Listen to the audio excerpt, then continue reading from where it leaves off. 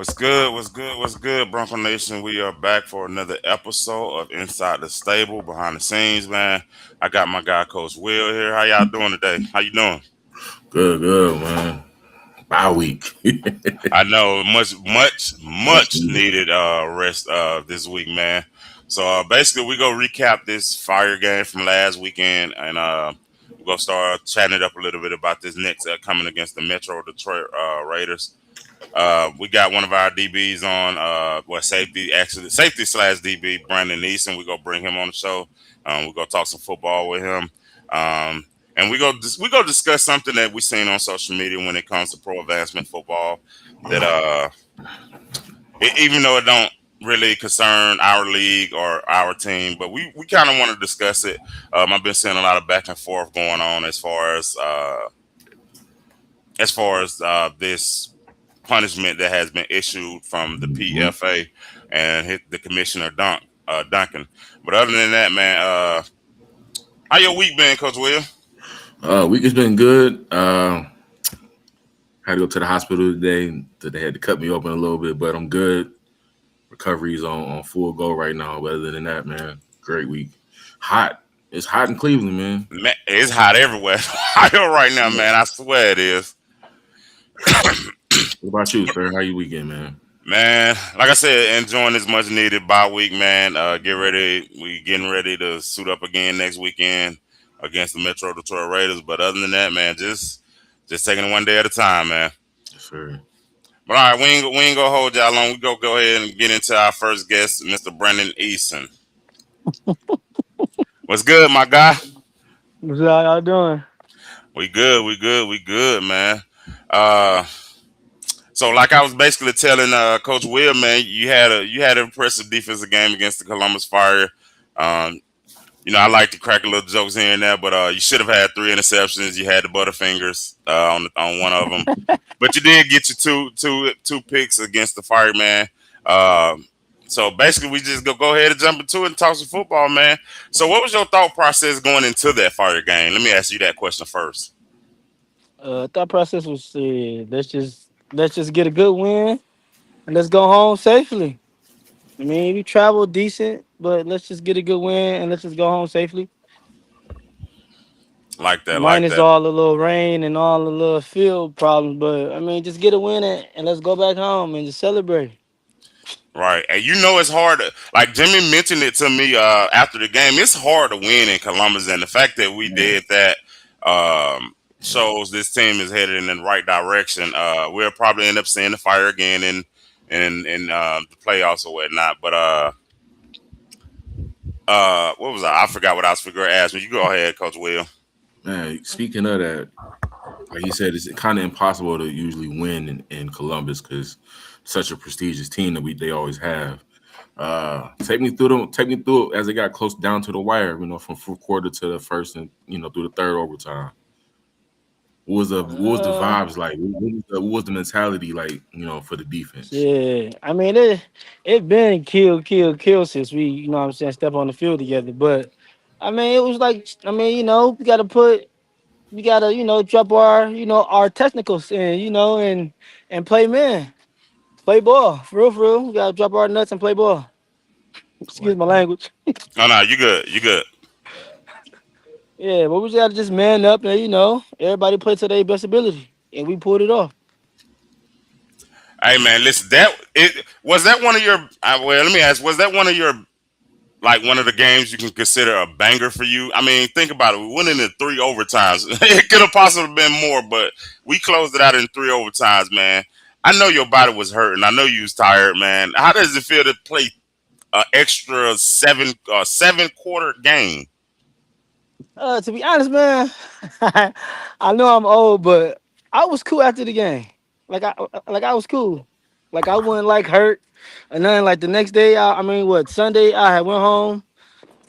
Got on my dirt bike and I was outside riding. But I mean, I was cool pretty much after the game though. Like my body don't be hurting all like that no more, like it used to be. But I'd be cool for the most part. But it was fun though. It was just like shit. Like man, we gotta pull this off some way somehow. And the people on our defense, we pulled it off. You know, it's crazy to think about it. Three overtimes that's a lot of football. You Yeah, gotta think. and then to me, I think it was fun though.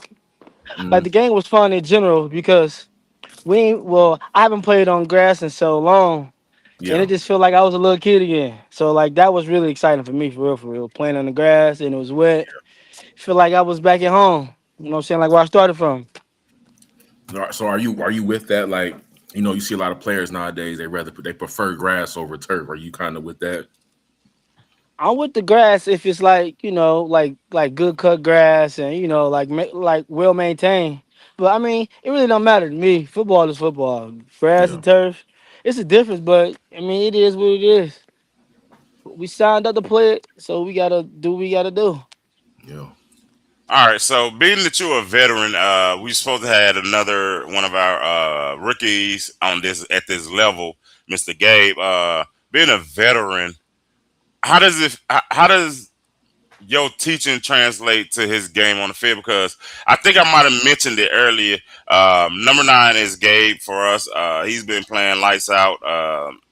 A lot of teams aren't targeting him uh, anymore.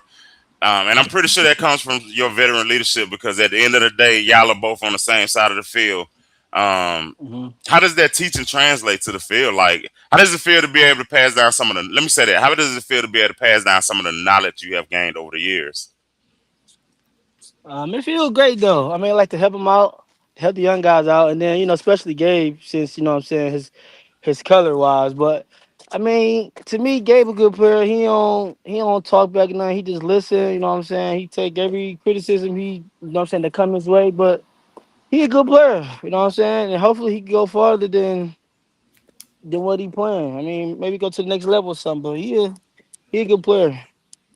He Very listen. coachable. Yep, very Yeah, coachable. very coachable, very coachable. He don't say nothing back. He be like, all right, and I mean, like I think once he get out his little shell, you know what I'm saying, he'll start talking back.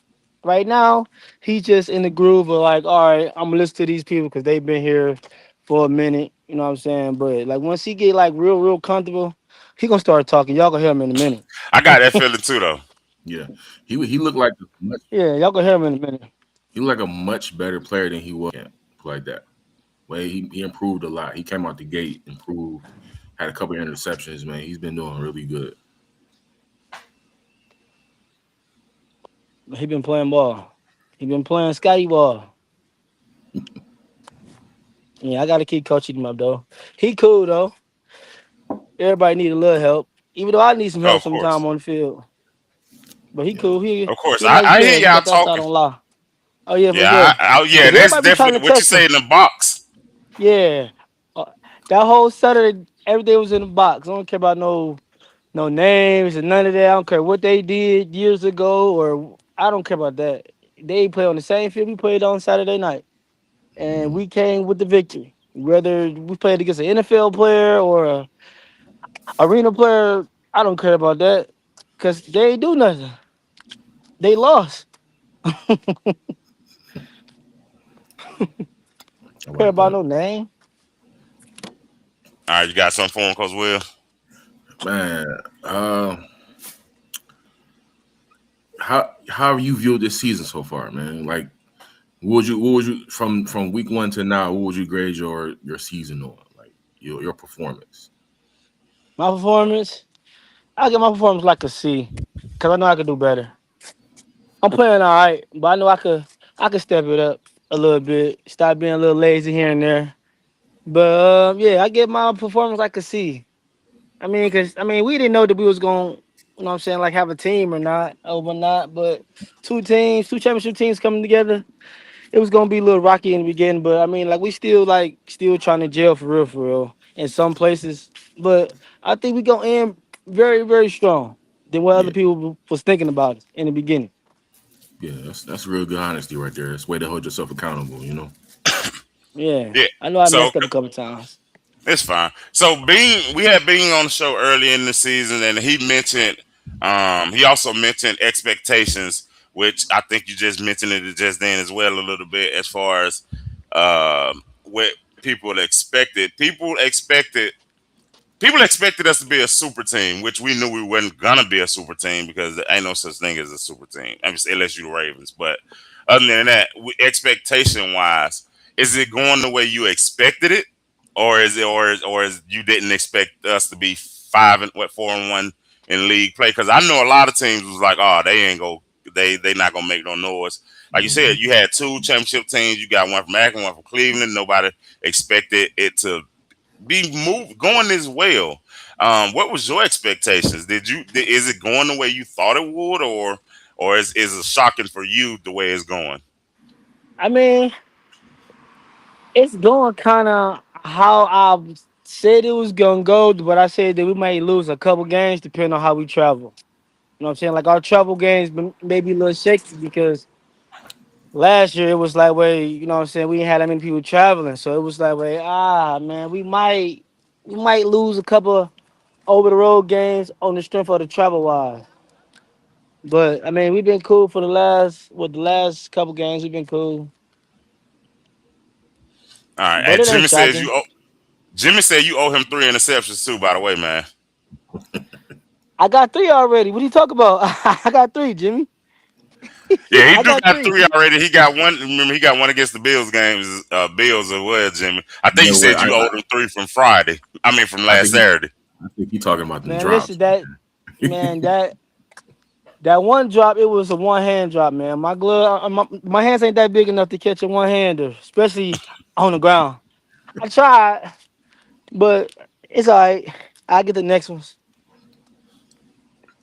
All right, man. I gotta ask you this, What? man. So, He given dropped that like we've been six. No, I that did we've not been drop six we've picks been through the season so far, what's a who's a player that's kind of surprising you right now that you've been looking at? on our team or just our defense. Period. It could be your defense or it could be your team. Um, man, I mean, I say Scotty Gabe, because I mean, shit, I Yeah. didn't know he was gonna play or not. You know what I'm saying? Because like we got our corners, but I mean, shit, he performing. So Yeah. yeah, Gabe, he surprised me. Yeah, definitely giving the next man up thing a run for his money. Like I said, me personally, I like Gabe.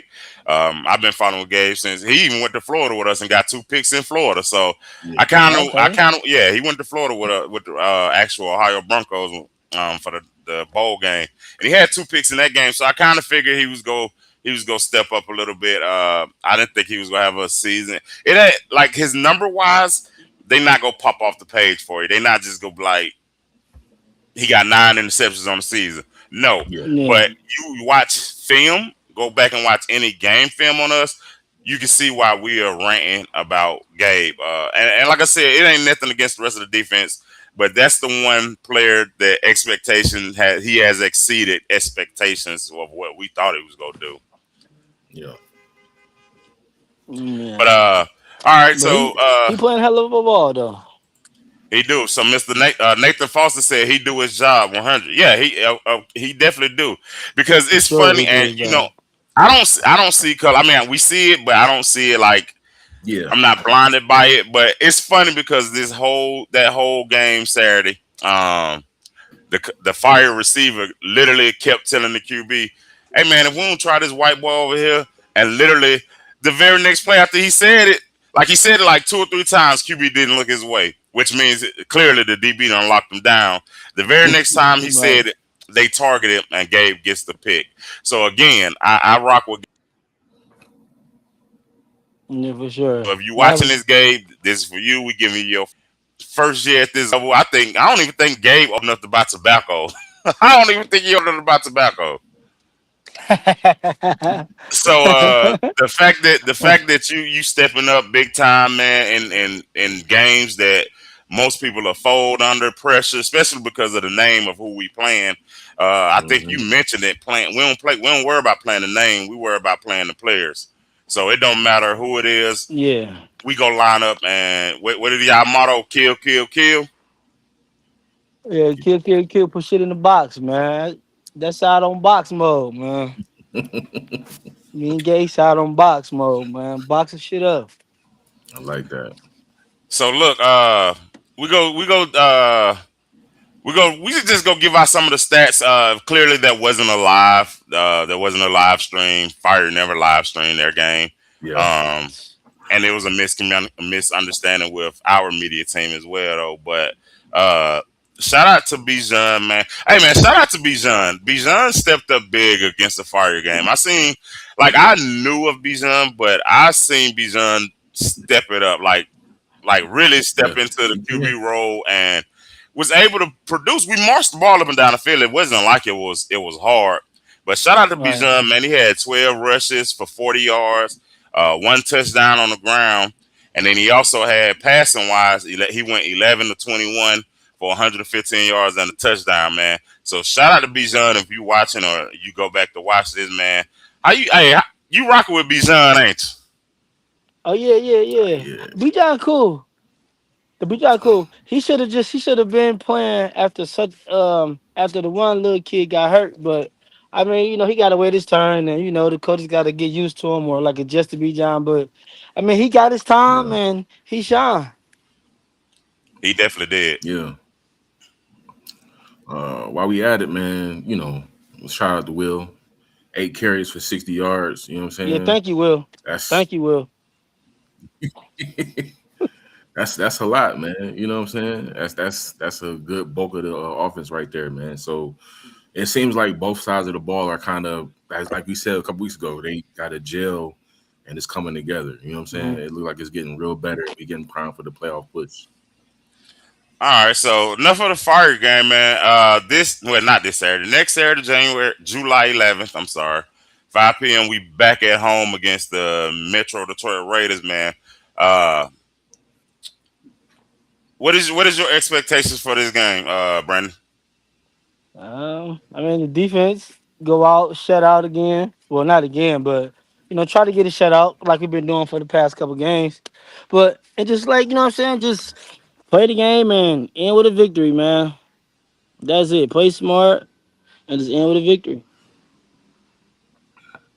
I know it ain't gonna be easy, but just play and to get that dub so we can Yeah, move on. them 3A games ain't never got ain't no easy victory. So Man. Man, we just gotta just play hard, man. We focus and lock in, we get the Uh, dub.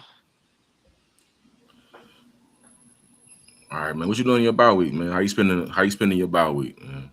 Me, man, look, I'm waiting on to listen. I'm waiting to get off this phone call, this video chat. I'm about to go get on my dirt bike, and I'm about to go and enjoy my weekend. Tomorrow gonna be the same thing. My bike out here ready, so I'm about to go get my to go ride. As soon as I get off the phone with y'all, enjoy my weekend, man. Hey, for sure, man. I ain't mad at it. Well, again, like I said, man, we appreciate you for jumping on, man, giving us a little bit of your time. We ain't gonna hold you. We're gonna let you go on and get on the bike, man, and go out there and have some fun, man. Again, man, this is Brandon Easton, our safety slash DB. We appreciate you for coming on, man. Until next time, up. I think it froze him up anyway. Other than that, till Yeah, next time, man. We appreciate you, man. We'll see you next Saturday. yeah. Oh, hold on, he just popped back in. I don't know if you heard me or not, Easton, but yeah. What you say? I ain't heard you said the shit disconnected or something. Yeah. So I was just saying we appreciate you for tuning in, man. Oh yeah, no doubt. We ain't gonna hold you too long, let you get on your biking, man. Go and have some fun real quick and enjoy your 4th of July weekend, man. And Alrighty. we get ready for the Metro Detroit Raiders, man. Yeah, I'm ready to continue. I'm ready to continue to play, man, and just have fun out there. I think this might be my last season, though. Might be my Yeah. last season. I think a lot of people Like a hanging it up after 50-50. I don't this. know. I think a lot of people hanging it up after this, man. Especially the Yeah. ones that's been around this level for a good little minute.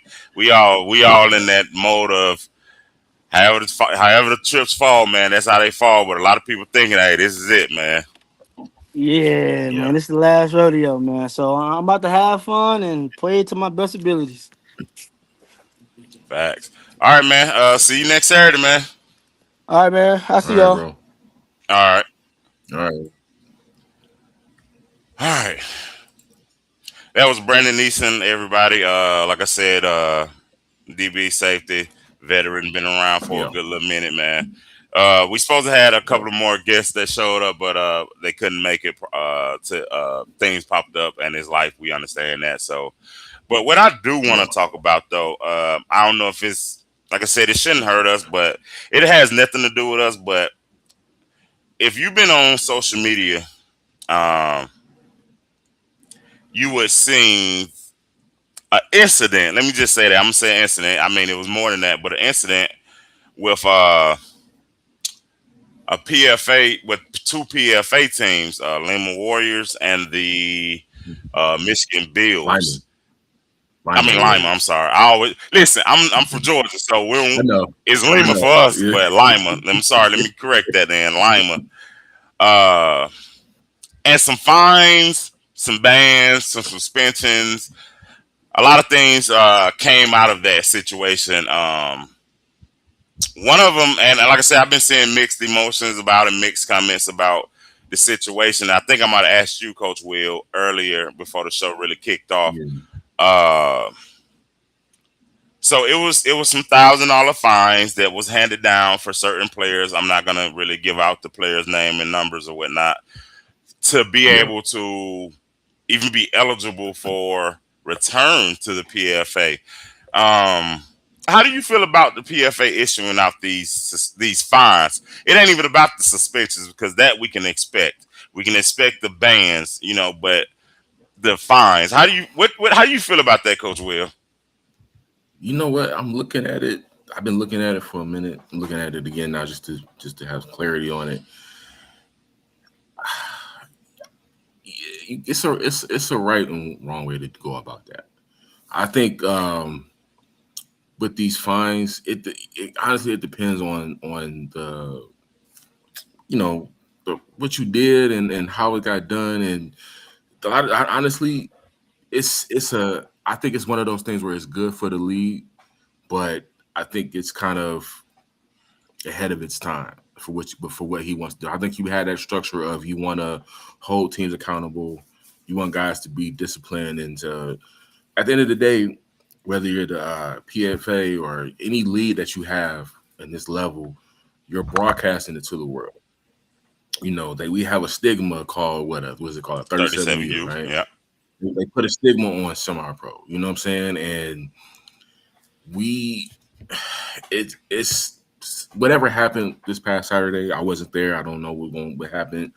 That's for those teams to figure it out and what happened. But it's a stigma that they put on this game, right? And if we go out there each week and we act like it, then what are we really presenting to the world and to the fans of football? So as a commissioner or owner of a team or a league, you're doing what you think is best for your product, because at the end of the day, it's your product. You know what I'm saying? I don't know if these guys will pay the fine. I don't know if they will appeal it. Um, I don't know if these players will appeal it or pay the fine. I feel like in the past it's been seen, guys are I've seen it personally. Guys have been suspended or kicked out, and they magically find themselves on a team somewhere, or on a wearing another a jersey that's not theirs. You realizing like, hi, we didn't see this number 25 last time. Where did this guy come? All that type of stuff. Uh,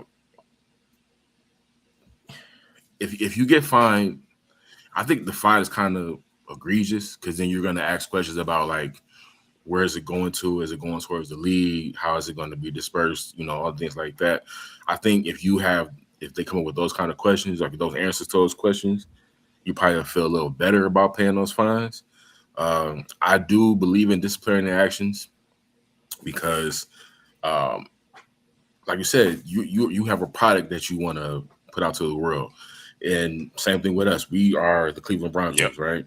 If every week we play a game, if we're caught on camera arguing on the sideline, fighting each other on the sideline, cursing and yelling and screaming and fighting, somebody's going to pick that up and it's going to get to the world. And now they're going to say, okay, hey, the Cleveland Broncos, they're all about this. This organization or this team is about this. These guys are about this. We already know that some cities in Ohio and Michigan have reputation. You know what I'm saying? It's not a unknown. I mean, it's not an unknown thing. Certain cities have certain reps, and you want to be a team to not even have to go through this. Like, I think owners and players should have more discipline in themselves that you don't end up in this situation because uh, that was a $1,000 fine, $2,000 fine, a year and a half ban, probation periods. You know, you got all these bylaws and you got all these things that you violated. It sucks that you got to be the person to do it and pay it, but this is the part, I guess, of ownership they don't talk to you guys about. You know that our owners are already coming out of pocket for so much money, and that's another conversation, man. Because I think a lot of times, a lot of owners are underappreciated because a lot of players are taking advantage of these owners, and these owners are doing a lot for these players that are not talked about ever in public, maybe behind closed doors, but they're not talked about. And so your owner is already going through hell trying to get a game Right. set up. You know what I'm saying? Or and then you got to think about the commissioner, right? The commissioner, he has to, if you have certain teams and they drop out, now you have to now you have to Basically, scramble to schedule them find again. another game for him. And that's not easy to do. You know what I'm saying? So I think a lot of times as a player and as an organization, stupid stuff like this, and I am saying that because what I did see what happened, that's pretty, that stuff can be, fixed. That's not something that's a bonehead thing that you shouldn't be doing on the sideline and whatever. But at the end of the day, if that person that own if you subscribe to somebody's league or you're in somebody's business and they decide to find you a certain way, you might not like it, but it's their business. You're paying to be in their business to get your brand out there, and they have to protect their brand as well. Because if the commissioner doesn't, then he's basically saying this is okay. If you don't have any discipline action towards a team, now maybe $1,000 is I, egregious. I I'm said not. I said that like I understand the direction he's going in. I understand the Yeah, direction he's going in. Um, but like with the fines, what I find players at this level, because most of these teams aren't paying, I probably want to fine. It would have been a 2 year ban or the 2 year yeah, suspension. But it's gonna bring up questions because see, I'm basically in the middle of it. Like I'm on the side of doing what's right and doing the disciplinary actions, but I'm also on the side of the players. Is okay if I pay this $1,000 fine, what is it helping? Where is it going? Like is yeah, it gonna be or are you gonna use it towards a neutral championship field? Things of those questions though. So again, I get it. I understand the mindset that Dunk has about it, but as a player or as a former player, I also got that question like yeah, I pay this thousand yeah, dollars. What is it for? yeah. I think we both in agreement on that one because, like I said, I think that's a little too high.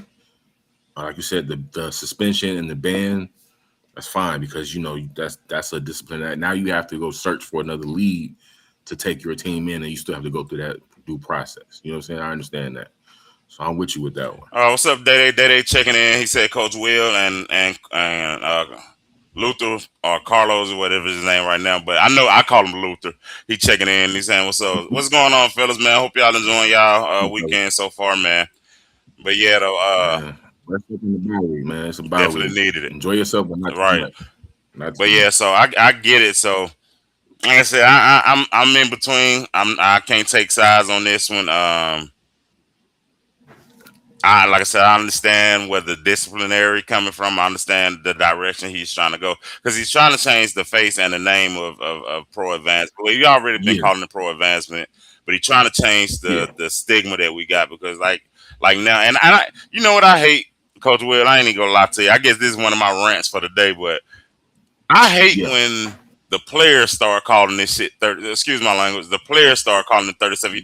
Have some respect, man. Like 30, Please, it's not that. That's all bad bro. stigma, Like bro. I don't think people understand that. Like the fact that y'all are calling yourself 37U in y'all own videos and tags and bro, that's meant to be disrespectful. And the dude, And a lot of y'all not even yeah, and 37, the man. dude who came up with it, I mean, he cool because I done met him before. I met him last year when the Broncos went down to Cincinnati to play in the refs classics with the PFA. But Yeah, we gotta stop calling ourselves 37U. We got to like you disrespecting your own self and don't even realize it. Stop calling us yeah, 37U. I mean, again, like I just said, I think yeah, I said Gabe. Gabe, I don't know your real age, but Gabe got to be under 21. yeah. So why are we calling ourselves 37U? Like I don't know how you feel about that 37U name, man. I like you said, it gives a bad stigma to what semi-pro is trying to do, and I did see something earlier this week, and I would disagree with this publicly. There has been guys that have made it second level or to the next level outside of semi-pro. I know a few. I've seen a few that of teams that I've been on, guys that have went to that second level, whether it is college or arena or a pro tryout. Guys get tryouts, and guys get sent tape all the time. It's a coach that I talked to at a practice a couple weeks ago. Um, we had a joint practice. There's a coach I talked to, and he told me about a guy that he got a coaching position at the next level. You know what I'm saying? It's all on you. Uh, I feel like at this level, anything is possible. Yes, there is 18. It starts at 18 and up, but it doesn't mean the end of the road. A lot of guys do come in this for film, whether it be like I said for a pro um, arena or overseas going and playing, in Canada or in Europe. There's endless possibilities in this league, and if you kind of minimalize it to just saying 37U, you're kind of basically giving it to what that stigma is, unless we change that. So I'm all for the change of semi-pro football because it's not. It's to some guys, yes, it's still a passion. You get up, you roll off your couch, put your pads and your cleats on, your helmet, and you go to war. You bang out for a couple hours on a Saturday, and you go home. And that's a passion for some guys, and that's cool. It should be space in this to do everything. It's space for guys that want to get to the next level, and guys that are just coming to get out the house or enjoy their Saturday or to let off some steam or because it's their passion. I feel like with each teams in the leagues, you should have an understanding of that, and you should, if you see it as guys on your team or players that are trying to get to that next level, coach them up, preach, make sure they're doing the right things. That way you're not getting in their way and that you're putting them on the front or the forefront. You know what I'm saying? You don't want to have the stigma of what Smart Pro is and what it's been for the past. This stigma has been around for Some years. since like about 10 plus years. When I first came in 2010, 2011, there's a lot of powerhouse semi-pro teams, and a lot of those guys were former college D1 athletes, some pro NFL guys. They stuck around for a while. Those back in that era from probably 2010 and probably before that, a little bit after that, there was real smash mouth football, like real competitive. Wasn't no showing out, wasn't no showboat, and there wasn't no making fun of it. We took the guys took this craft very serious, and I feel like a lot of times nowadays it gets kind of lost on people where you coming out to play a game and you don't really have the respect for it. You don't want to play a sport or play something that you don't have respect for because you're not going to respect yourself or the people around you, and you end up in situations like with the Bills are in, with the Lima Warriors are in, and countless other teams. Every year we see a team or a player go through the same thing, and they have the same stigma, and it won't ever change because you don't want it to change. A lot of times people are comfortable where they at because it's comfortable to them and they don't grow. Yeah. Change is uncomfortable, but also change is inevitable. So whether it be with Dunk's lead or any other lead that are starting up, they're trying to change the outlook of what this is for a lot of guys. And me personally, I'm sad to see Jermaine give it up. I understand that it's probably a heavy burden on him, so he probably just let it go.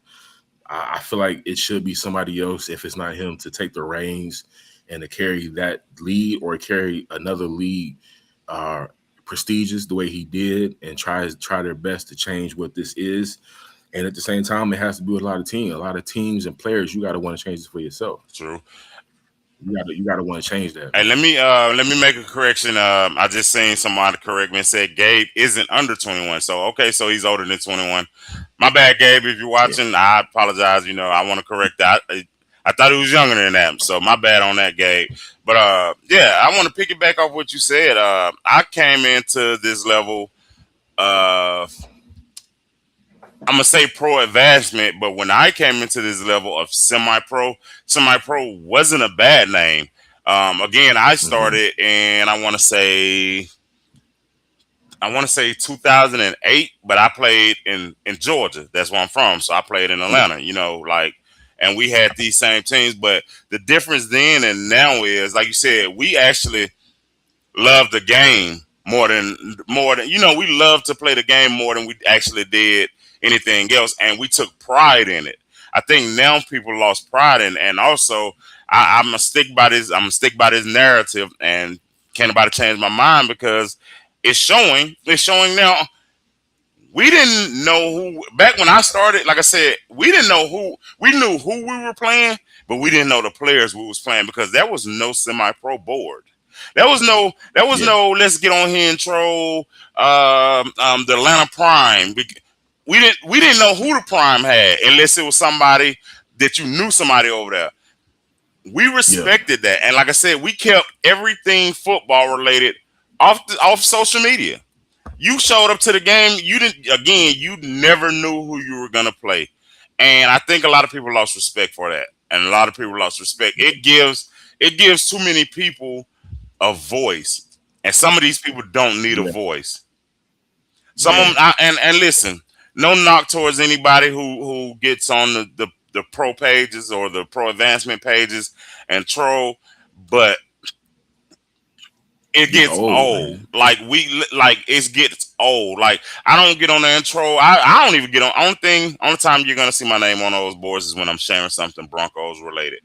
Um, let me show Jimmy's comment. He said semi pro got a bad rep because players stopped having fun and got more concerned with personal accomplishments. I agree. I agree. I agree with that. You got guys who can't wait to post a picture, and they had no stats in the game. You got 30 pictures, and your stat line is terrible. Not even a stat line. You got some stat lines where they don't show up in the game. You made it great. You help you get some good blocks in. You did whatever, and it shows up. The guys know. You don't even have that.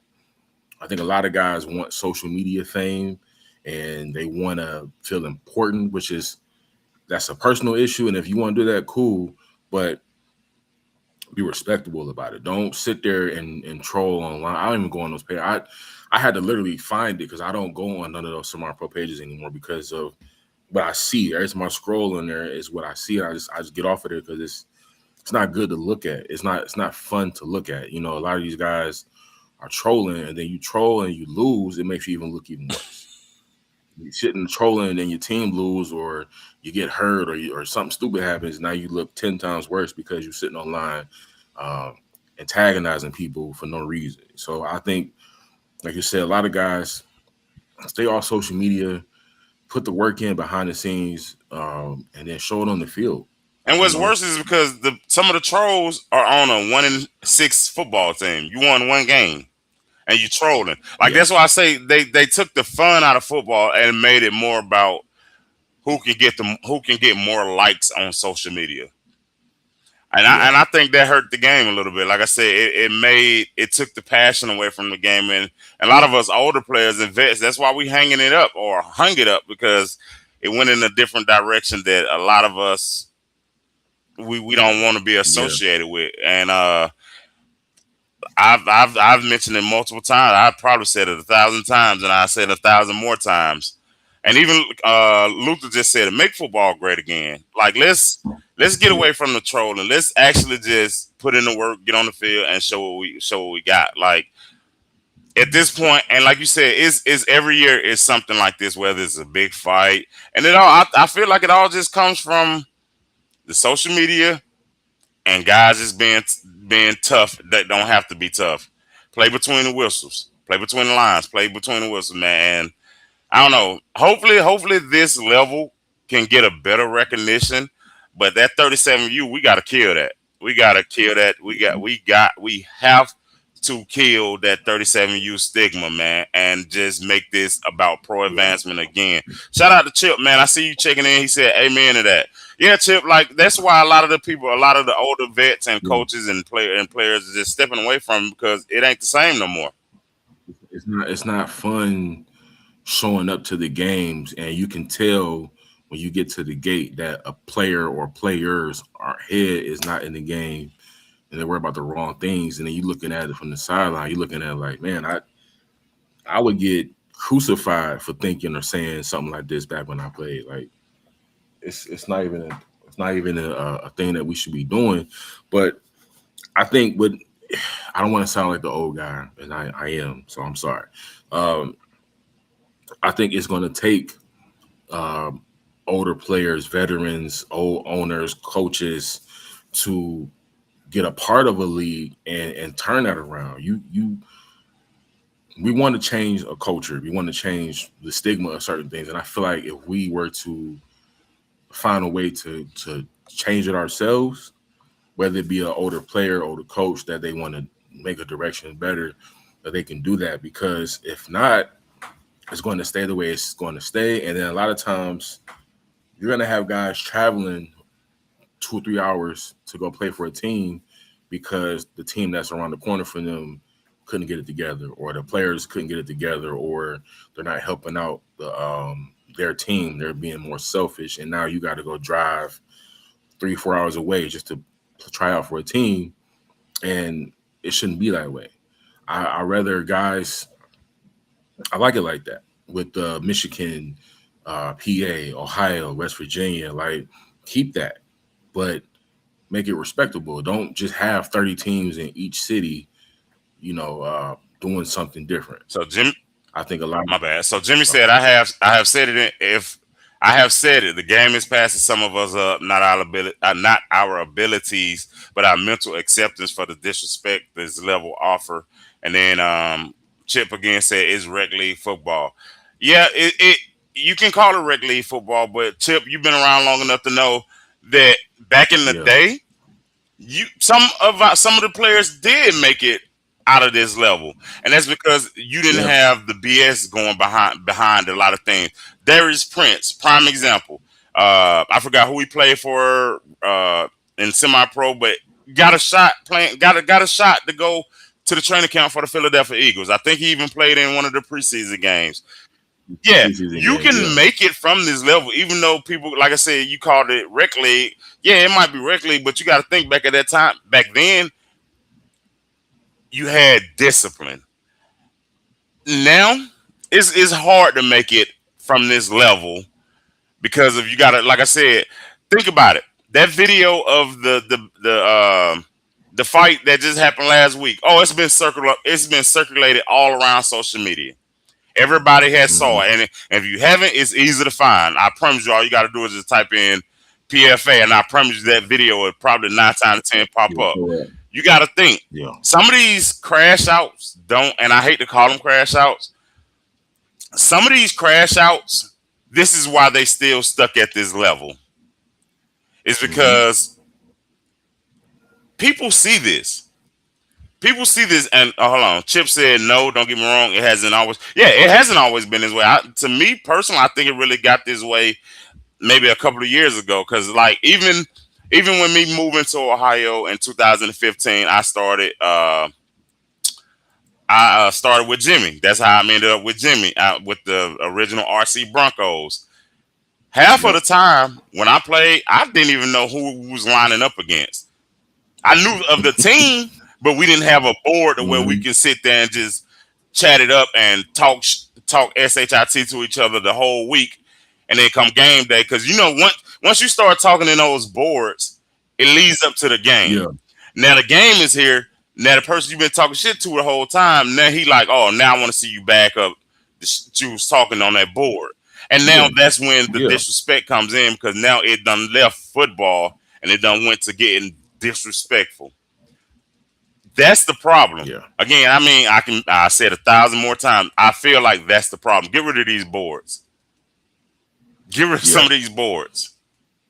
Once you start, and if you have them, make them for coaches. I mean, I'm sure they got one for just coaches and owners. They should have one for just that.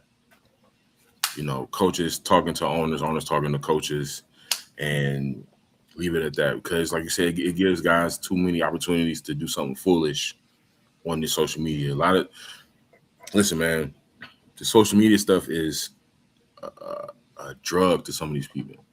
A lot of people are addicts to the social media, and I get it. Some people make their living off of it. If you're getting paid from it, that's a different thing. But if you're just on there just doing something just to do it, it's not looking good. It's looking like you need to get some help. But man, I said it takes players and owners to want to do that for themselves. A lot of guys got to wake up and find out what they want from themselves and from this league. If you're looking at certain organizations or certain things that people let go or that they do, uh, that's on you. But So, it'll change. It'll change for the good or the bad. It's going to be either or. I feel like it should change for the better, but it takes more guys that want to see that change to actually make that change. Because if you leave it as it is now, there won't be any teams around Northeast Ohio or in this area or anywhere in Ohio where it's going to be good. You might have a team, but what kind of quality of player are you going to have? You're going to have 30 bodies that are just bodies, or you going to have 30 or 40 solid guys that are football players and that'll get the job done. It's a difference in having a full team full of guys who will run through a brick wall for you and actually play the game, and a team full of 30 guys who just show up just to show up. definitely agree. So I'm gonna read off a couple of these comments. Chip said, "I haven't seen it, but it's more than that.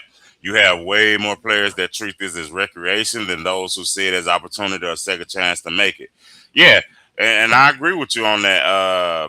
A lot of them treat this as rec, and honestly, some of the players treat it as an opportunity to go next level. Get your film Yeah. and show these, especially the younger guys.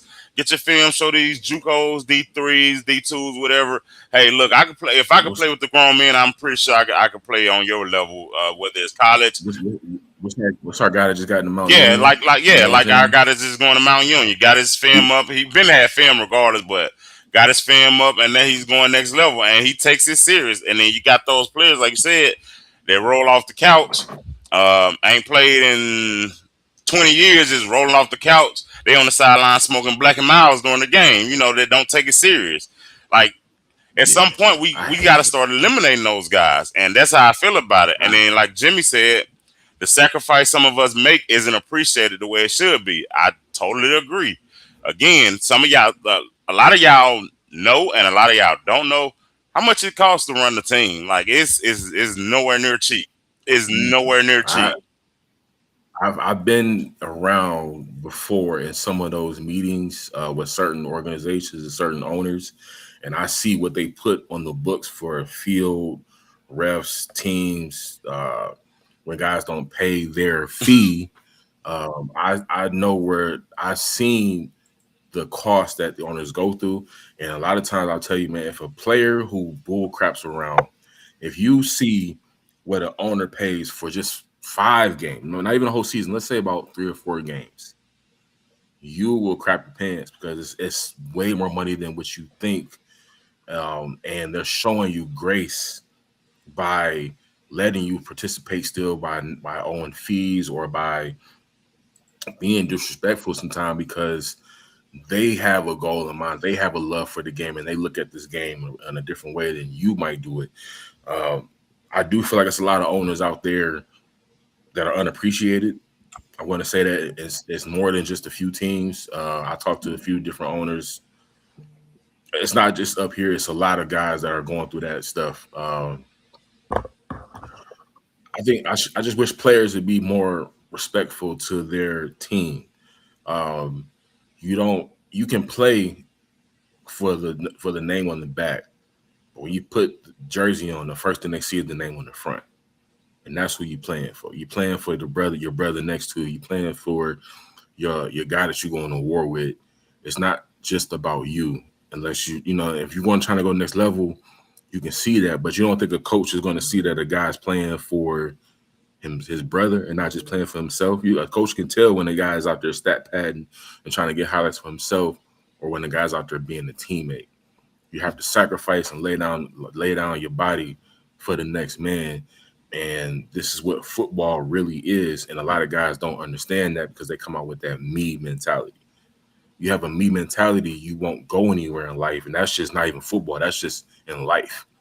You can't do anything in this lifetime by yourself, let alone football. So players have to change that mentality going into these games. I don't care who you play for. I don't care what you do. You got to play for each other. And on that note, I like the way you think. And on that note, that's how we go end this segment, man. And this show rather. Yeah. So again, like I said, I appreciate everybody for tuning in, man. I appreciate for Brandon Easton for popping on today a little bit, talking a little bit. We just, like I said, we wanted to give our take on this situation that happened with the PFA League and the two teams. That's basically what we just came from talking about. But other than that, man, if y'all in Cleveland, man, make sure y'all pop out next week, July 11th, 5 p.m. We are Cleveland Central Catholic. We taking on the Metro Detroit Raiders out of the PAFL. I'm sorry, out of the P. Look to move to 5-1 on the season. Anything else you want to say, Coach Will, before we close this one out? Man, to our players, man, enjoy your bye week, but stay ready. To everybody else is watching, man, it's the 4th of July weekend. Be safe. Be safe. Be safe. You're not getting out till like Tuesday, Wednesday, or Thursday. So I'm telling you. All right, well, until then, we appreciate y'all for checking in and tuning in with Inside the Stable, and we out.